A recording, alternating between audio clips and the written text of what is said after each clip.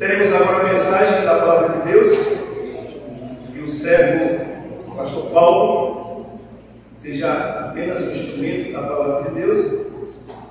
Boa noite, igreja. Boa noite. Irmão, nós vamos continuar o estudo que nós começamos hoje pela manhã. Nós vamos concluir a primeira ressurreição. Abra aí a sua Bíblia em 1 Reis, capítulo 17.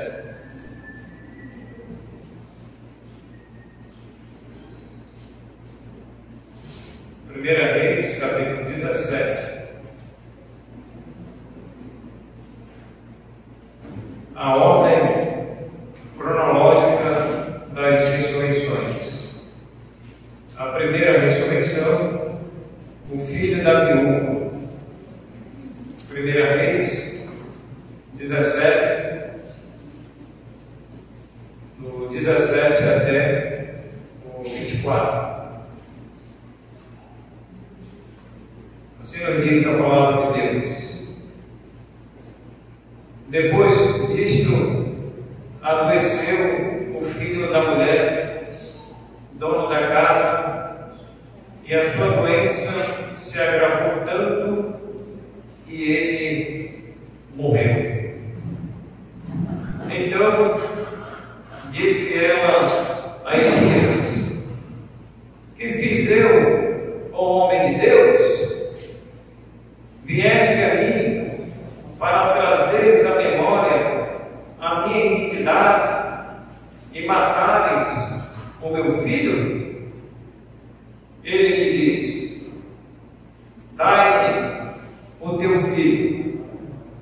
Tomou com os braços dela e o levou para cima, ao quarto onde ele mesmo se hospedava, e o deitou em sua cama. Então clamou ao Senhor e disse: ó Senhor meu Deus, também até a esta viúva com quem me hospedam afligiste, matando-lhe o filho? E estendendo-se 3 vezes sobre o menino, clamou ao Senhor e disse: ó Senhor meu Deus, rogo-te que faças a alma deste menino tornar a entrar nele. O Senhor atendeu a voz de Elias, e a alma do menino tornou a entrar nele e reviveu. Elias tomou o menino e o trouxe do quarto à casa e o deu à sua mãe e lhe disse: vê, teu filho vive.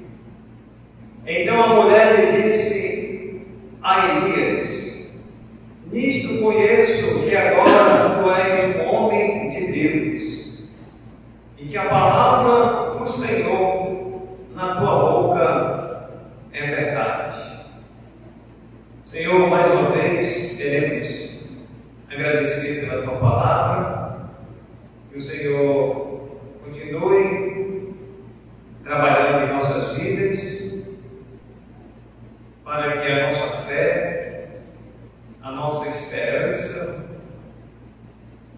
e a nossa redenção do nosso corpo, um dia, meu Deus, estaremos com o Senhor eternamente. E este corpo de pecado, ele vai ser um corpo semelhante ao do Senhor, sem pecado, um corpo incorruptível. Por isso, meu Deus, nós aguardamos essa viva esperança seja na morte, ou seja na ressurreição. É a nossa oração, no nome santo de Jesus, que nós oramos. Amém. Irmãos, vamos revisar o que nós estudamos hoje pela manhã. Nós demos uma introdução do assunto falei para os irmãos que é de suma importância para a igreja. Os irmãos sabem que hoje existem muitas igrejas, né? Existem muitas denominações, entre aspas, mas, irmãos, dessas muitas igrejas, dessas muitas denominações espalhadas por esse mundo afora, se eles não acreditam na ressurreição ou nas ressurreições que a Bíblia registra como um todo, é melhor fechar as portas. É melhor nem ter iniciado aquele trabalho. Porque eu tenho falado para os irmãos de manhã que a ressurreição é um fato inegável, é um fato importante e foi um fato crucial para o cristianismo e para o próprio judaísmo. E muitos judeus, muitos judaizantes, eles não acreditavam na ressurreição. Muitos duvidavam. Outros, eles acreditavam na ressurreição, mas só que eles tinham que também se converter. Não adianta só a pessoa acreditar que a ressurreição existe. A pessoa tem que se converter. Ela tem que aceitar Jesus como seu Salvador. Porque se ela não aceitar Jesus como Salvador, ela não vai ter esperança de vida eterna com Cristo. A sua esperança vai ser uma esperança morta, vai ser uma esperança sem Cristo, vai ser uma esperança eterna. E essa pessoa ela pode até e vai ressuscitar, sim, mas para a condenação, para o julgamento do grande trono branco. Nós, irmãos, acreditamos piamente e não impiamente, piamente, que há ressurreições que são registradas nas Escrituras, são fatos verídicos, são fatos que as Escrituras registram e deixaram registradas esses acontecimentos, irmãos, para a nossa esperança. E a nossa esperança, irmãos, é uma esperança viva. Então, a primeira ressurreição, na ordem cronológica dos acontecimentos, desde o Antigo Testamento até o Novo Testamento, que nós vamos estudar, nós temos então a ressurreição do filho da viúva. Essa viúva aqui, ela não tem nome, é viúva sem nome. A Bíblia não menciona o nome dessa viúva. Poderia ter mencionado, mas o autor, ele se resguardou e não disse que era a Raimunda, nem a Maria e nem a Francisca. Ele simplesmente omite o nome dessa mulher. Só diz que ela era uma viúva. Então a gente subentende que ela tinha um esposo. O esposo morreu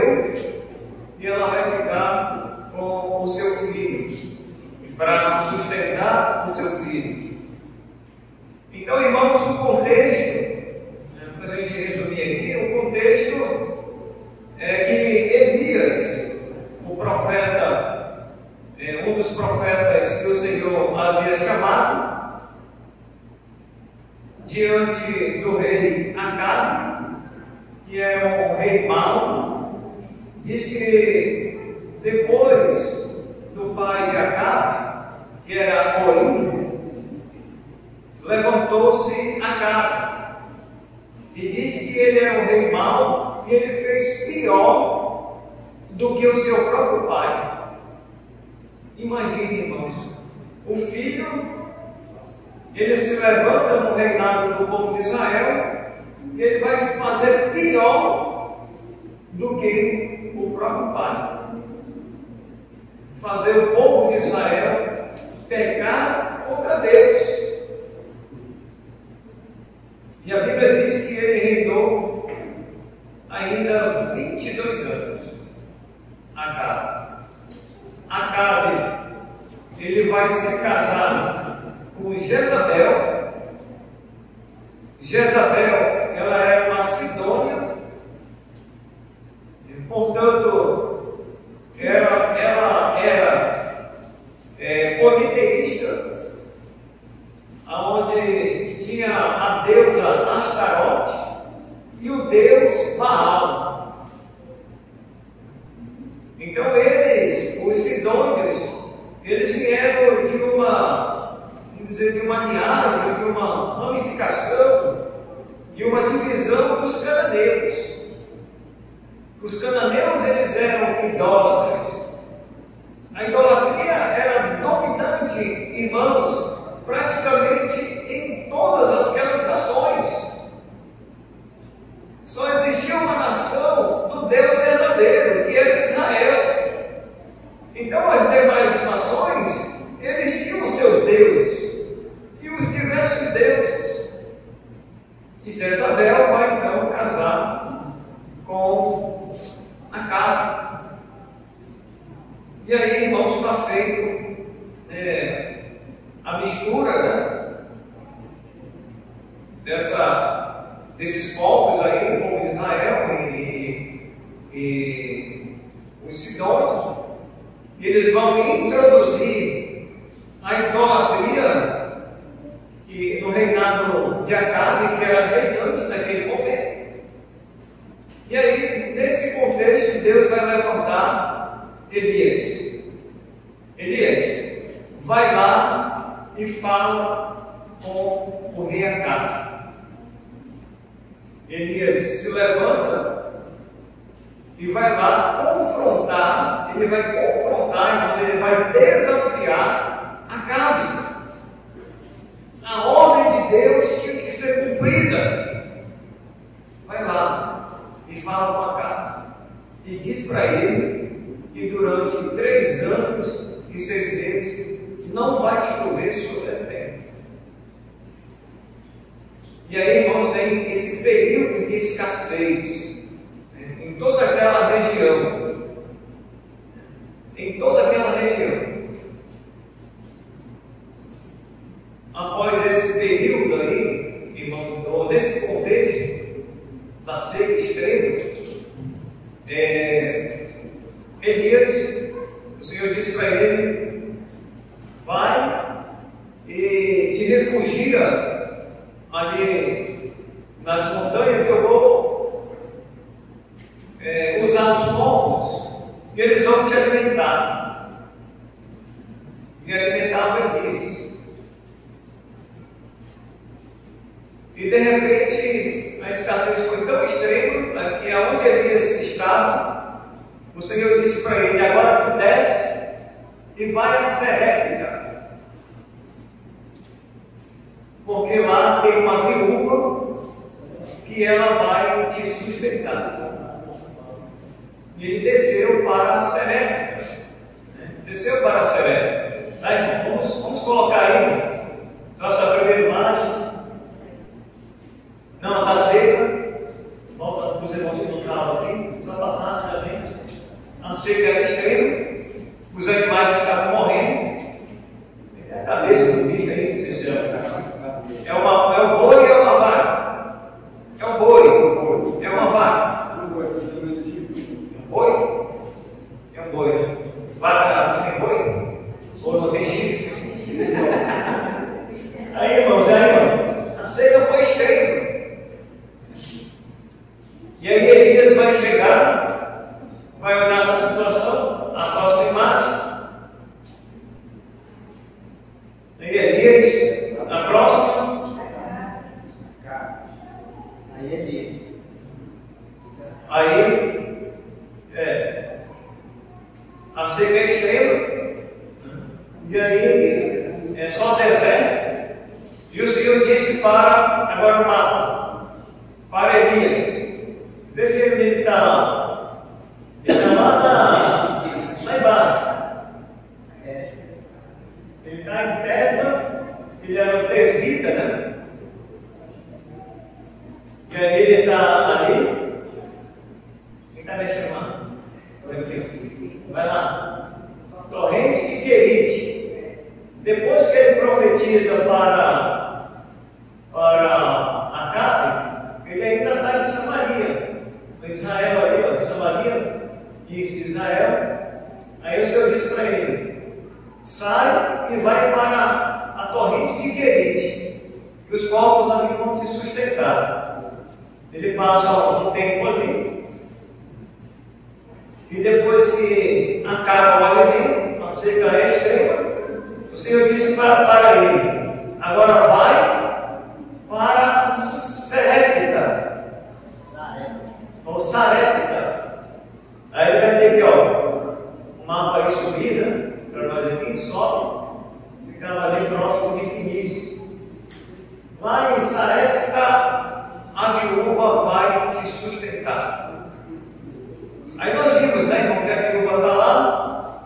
A próxima imagem, o Senhor ele se depara com ela, e ela está apanhando os cavalos, e diz para ela: olha, faz um bolo para mim, e um bolo pequeno. Aí a próxima imagem, ela fica pensativa, né, no que ele tinha falado, e ela disse que tinha apenas um pouco de azeite na botija, né? Na próxima imagem, tinha um pouco de azeite na botija e também um punhado de farinha. Próxima imagem, um punhado de farinha. E Elias vai dizer para ela: olha, faz um bolo pequeno para mim. Ela pensava, disse: não, vou fazer para mim e para o meu filho, e nós vamos morrer. Então ela já tinha decretado a sua própria morte. Aí ele disse: não faça isso. Vai, faz primeiro o bolo para mim. Ele disse: primeiro queria ser servido, e depois você vai fazer para o seu filho e para você. E ela faz exatamente, irmãos, ela obedece exatamente as palavras de Elias. Próxima imagem. E aí, eles agora estão se deliciando ali do bolo, né? Essa é só uma imagem. E ela havia feito, né? Estão comendo, estão sorrindo. Só que nós, como vimos de manhã, e conforme a leitura que acabamos de ver, de fazer, né, a situação vai mudar completamente.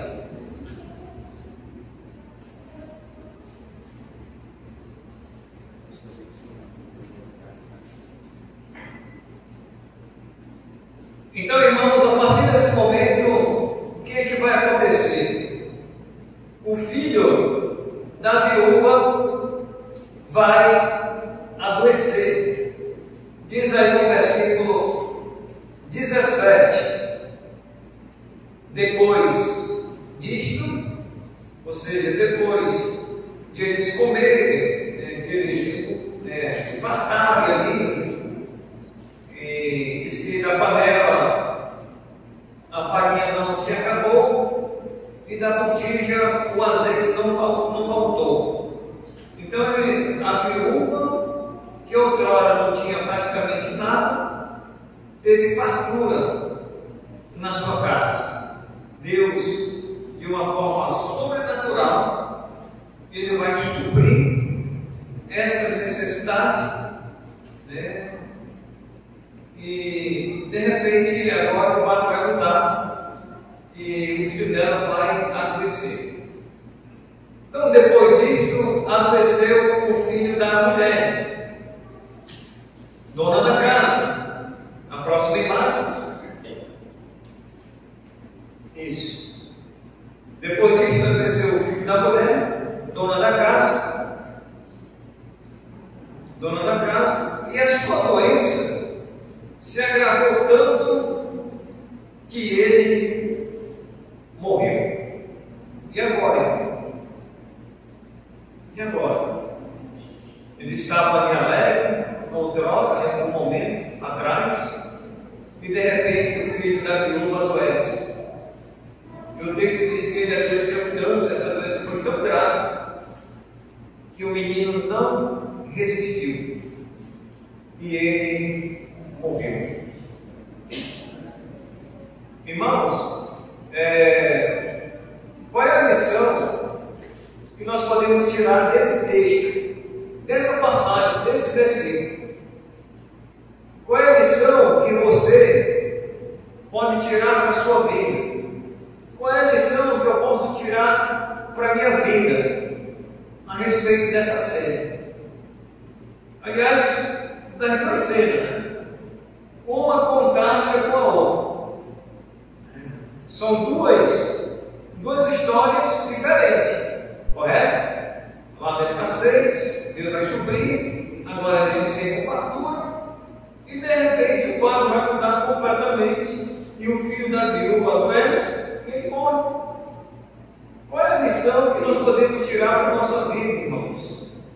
Irmãos, a lição que nós podemos tirar para a nossa vida é que a nossa despensa ela pode estar cheia.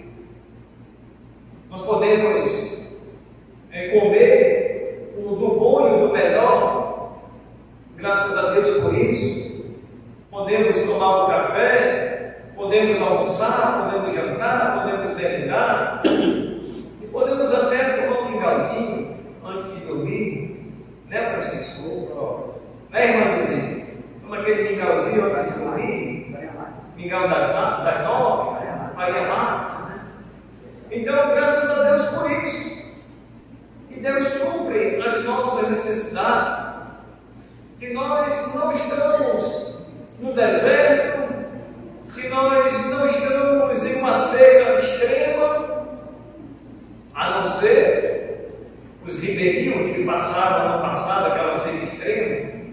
Eu falei para os irmãos que eles enfrentaram uma realidade diferente da nossa aqui. Nós estamos em uma cidade, nós temos água encanada, nós temos água mineral, eles estão lá, estão na seca, tudo mais caro, tudo mais distante, estão isolados, estão dependendo do governo, dependendo da prefeitura, dependendo dos políticos, para ver se o alimento chega.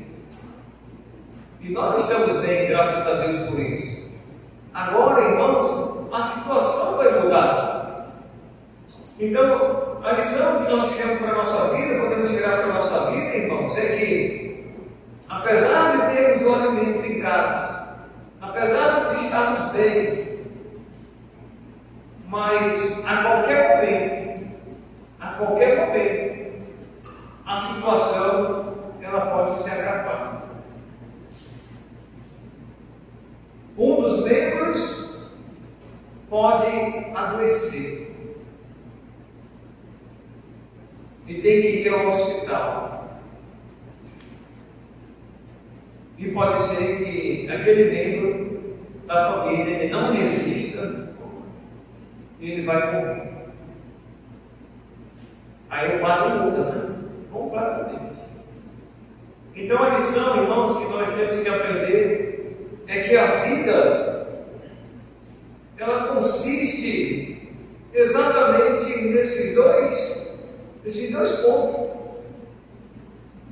Às vezes nós estamos bem, e graças a Deus por isso, mas nem sempre estamos bem. Às vezes alguém vai ter que morrer, escapatória mesmo. E a Bíblia diz que o salário do pecado é a morte. É inescapável, irmãos, a morte para nós. Não vamos escapar da morte, a não ser pelo arrebatamento. Só tem um fato bíblico que vai impedir a morte daqueles que estiverem vivos, é o arrebatamento. Mas se o arrebatamento não chegar, nós vamos enfrentar a morte. Os nossos entes queridos, eles vão enfrentar a morte. O nosso pai, a nossa mãe, a nossa esposa, o nosso esposo, o nosso filho, a nossa filha, o nosso neto, o nosso bisneto, tataraneto, quem estiver vivo, irmão. A morte, ela não escolhe nem idade, nem sexo, nem parentesco. Ela vem para todos.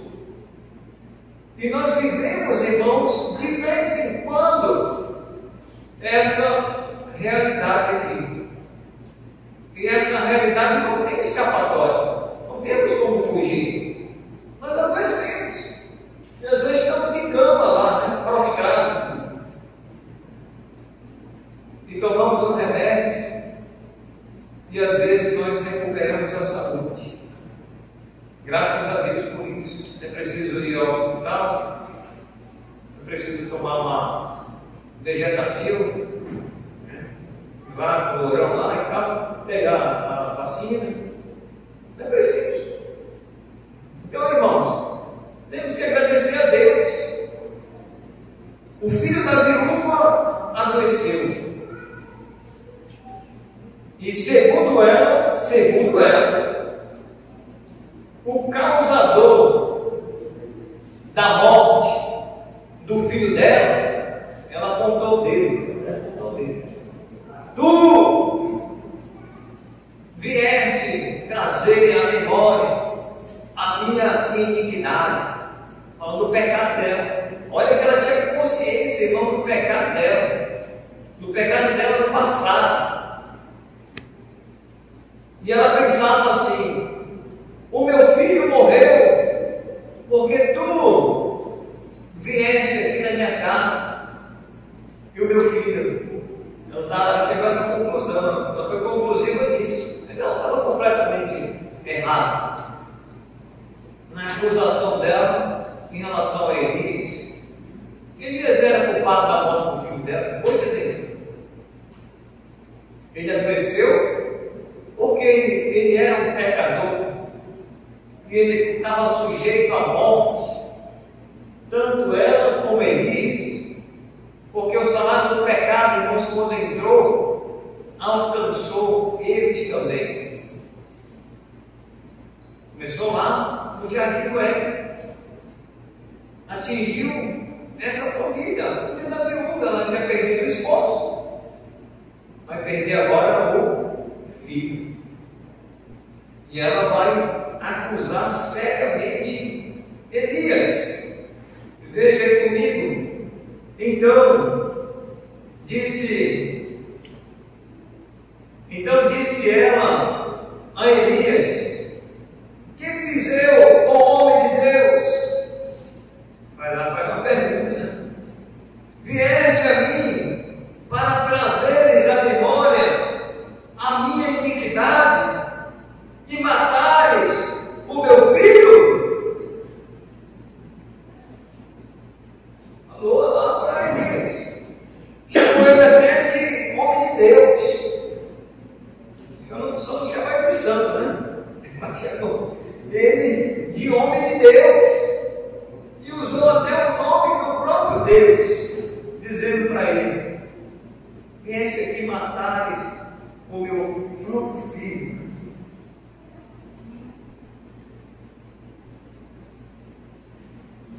Versículo 19, próxima imagem. Versículo 19, irmãos, diz assim: ele lhe disse, ele não respondeu as duas perguntas dela.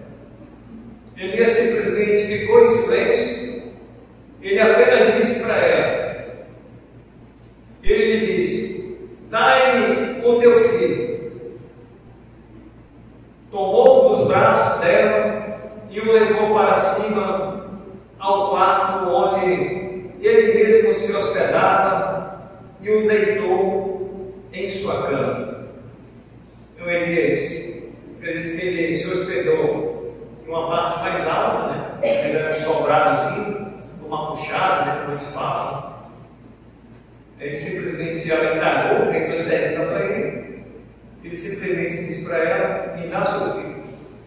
Pegou um dos braços, subiu e deitou a criança na sua cama, onde ele estava hospedado, na casa da viúva. Versículo 20, próxima imagem. Aí, os irmãos observam a imagem e agora o texto. Então, clamou ao Senhor e disse: ó Senhor meu Deus, também até a esta viúva com quem me hospedo afligiste, matando-lhe o filho. Agora Elias vai se voltar para Deus. Como se Elias agora, da acusação da viúva, passou agora para Deus. Elias está questionando Deus por causa da morte do filho da viúva. Versículo 21. E estendendo-se 3 vezes sobre o menino, clamou ao Senhor e disse: ó Senhor meu Deus, rogo-te que faças a alma deste menino a tornar a entrar nele. O Senhor, 22, o Senhor atendeu a voz de Elias, e a alma do menino tornou a entrar nele e reviveu. A próxima imagem.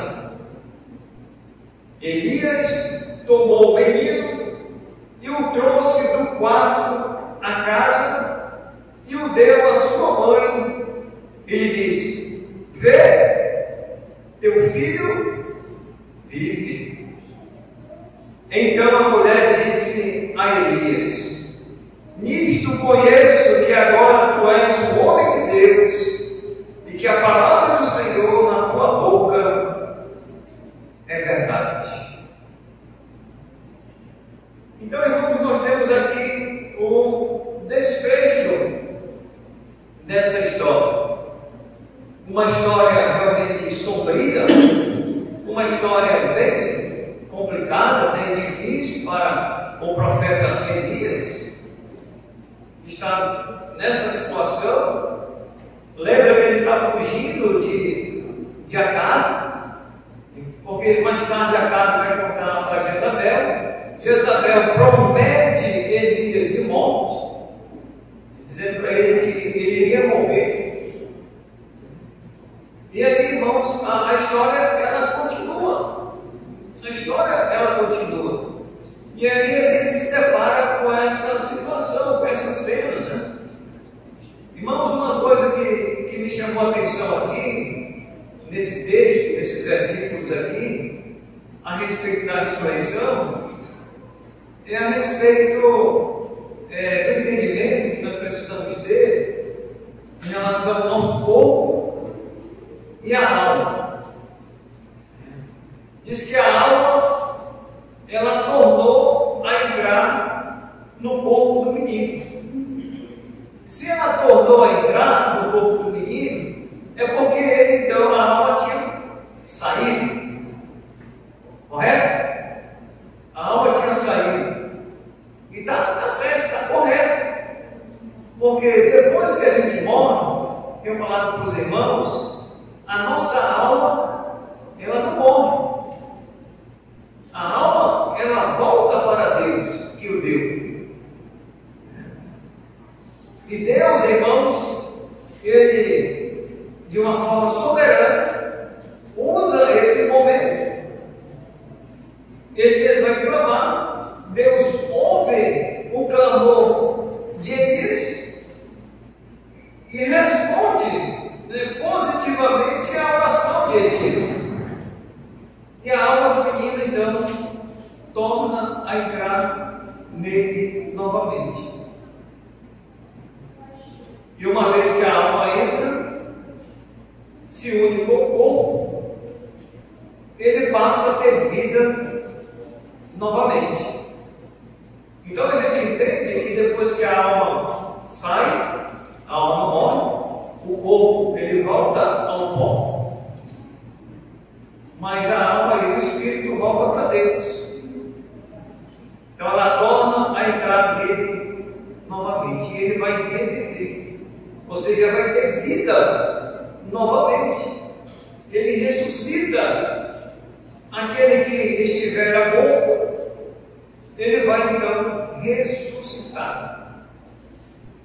Ele vai ressuscitar. Então, irmãos, existe a diferença entre a ressurreição e uma outra coisa que a gente precisa entender é a questão da ressuscitação. Ressurreição e ressuscitação é diferente. Ressuscitação é quando alguém, por exemplo, ele sofre um AVC e a pessoa está quase morrendo. Então o médico chega lá, faz o procedimento que é para fazer e aquela pessoa ela ressuscita. Então ali é uma ressuscitação. É como se, vamos dizer, o nosso entendimento é como se a pessoa estivesse já quase morrendo e a alma já quase saindo. Vamos dizer assim, né? Só para entender. E aí nesse procedimento de ressuscitação, por um AVC, um acidente de trânsito que aconteceu e a pessoa está convalescendo ali, passando mal, e faz todo o procedimento. Então há a ressuscitação, né? Os aparelhos, né, às vezes até, e a pessoa torna a viver novamente, quase que morto, né? Vamos dizer assim, sem morto, né? Sem morto, já quase com o último respiro já indo embora, e de repente a pessoa ela tem essa ressuscitação. Mas no caso aqui, irmãos, do menino, foi uma ressurreição, porque de fato ele morreu. Tanto é que ele morreu, irmãos, que a prova é que ele disse para a viúva: me dá o teu filho. Ele tomou, pegou nos braços e levou para o seu quarto. E aí ele vai clamar a Deus, vai rogar ao Senhor. Por isso, irmãos, que nós temos falado aqui para os irmãos: irmãos, não perca a sua esperança na oração. Não deixe de vir à oração. E não venha para o culto de oração só nos momentos difíceis, não. Venha em todos os momentos da sua vida. Não venha só no momento da escassez. Não venha só no momento em que as coisas estiverem contrárias. Roga a Deus em todos os momentos. E eu tenho certeza que Elias buscava o Senhor em todos os momentos da sua vida. E aqui não foi diferente. Foi um momento de escassez. Elias busca o Senhor. Senhor, não tem alimento, a viúva só tem esse punhado de farinha na mão e ela disse que vai morrer. Vai fazer para ela de vida, ela disse que vai morrer. O Senhor disse: não, fala com ela, eu vou multiplicar o que ela tem em casa e não vai acabar. E não acabou. Deus supriu. Irmãos, Deus tem sempre suprindo as nossas necessidades. Vamos rogar a Deus. Às vezes pode ser uma doença incurável, alguém pode estar desenganado pelo médico, mas o médico dos médicos, ele não fica desenganado não. Ele sabe, irmãos, ele conhece a nossa estrutura, o nosso exterior, o nosso interior, ele conhece. E se ele quiser, ele vai fazer isso, e ele vai fazer aquilo. E ele fez, irmãos, na vida dessa família. Imagine, irmãos, agora a alegria da viúva. Elias desce do quarto e diz para ela: vê, teu filho vive. Aqui o teu filho vive na Silva, né? Aí, aquela tristeza, ou aquele choro, talvez, dela, que perdeu agora o último membro da família. Ela está em pranto, talvez chorando. E mãe perde um filho. Ela vai chorar pela perda daquele filho. Enquanto o outro foi diferente. Talvez ela está em pranto ali, lá no quarto. E Deus desce com o menino na mão.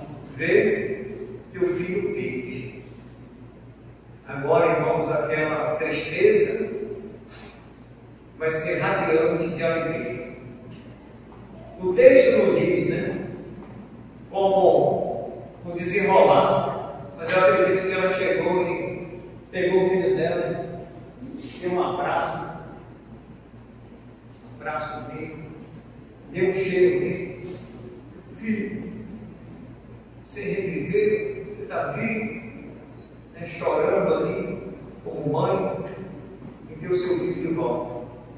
Graças a Deus por isso. Mas nem sempre, irmãos, isso, como foi um fato isolado, biblicamente, e que nos nossos dias não acontece, só aconteceu e ficou registrado nas Escrituras a respeito da ressurreição como um fato bíblico, e que um dia aqueles que morrerem em Cristo, eles vão ressuscitar também. É a esperança que a igreja tem. Portanto, meus amados, vamos buscar o Senhor em todos os momentos da nossa vida, em oração, seja no momento da fartura, seja no momento da escassez, seja no momento da doença, seja no momento da adversidade. Deus, irmãos, está no controle de todas as coisas. Nada foge, irmãos, do controle de Deus. Às vezes a gente pensa que Deus está bem distante, né? Ele não está distante. O nosso Deus, Ele é um Deus presente. Ele está conosco, Ele está com a sua igreja. E vamos confiar que Ele vai fazer segundo a sua vontade. Vamos orar, Senhor, agradecemos mais uma vez pela palavra. Obrigado pela história de Elias, por esses acontecimentos que estão registrados aí nas Escrituras. E esse primeiro registro da ressurreição do filho da viúva. Que o Senhor nos ensine, possamos tirar lições para a nossa vida, e é no nome de Jesus que nós oramos. Amém. Agradecemos aí os irmãos.